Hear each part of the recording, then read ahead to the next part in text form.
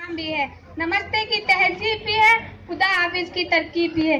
कितने मुकद्दस है मेरे शहर देश के कूचे व बाजार, कितने पवित्र है मेरे देश के गांव और शहर, जहां सुबह शाम गूंजती हुई अजाने, मन मंदिरों में रस घोलती हुई उन शंखों की आवाज, जहां रंग शफक की तरह बिखर जाते हैं। गुरुद्वारे की गुरुवाणी बहुत पवित्र है, मेरा देश बहुत महान है। यहाँ चुश्ती का पैगाम भी है, यहाँ भरत और राम भी है। ये गौतम के एहसास की धरती है, ये नानक के इतिहास की स्मृति थी। यही तो गूंजती थी मीरा के भजनों की आवाज, यही बजा था मीर के दर्द का साज, यहीं से उभरती थी गालिब की गजल। दोस्तों, ये देश हमारा भारत देश, ये त्याग और तपस्या, आदर्श, भावना और प्रेम करने वालों की धरती है।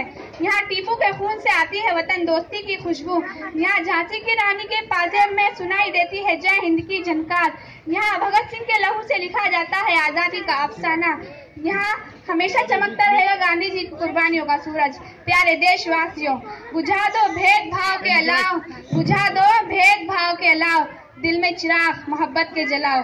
इतनी बात कहकर मैं अपनी तकरीर खत्म करती हूँ। जय हिंद।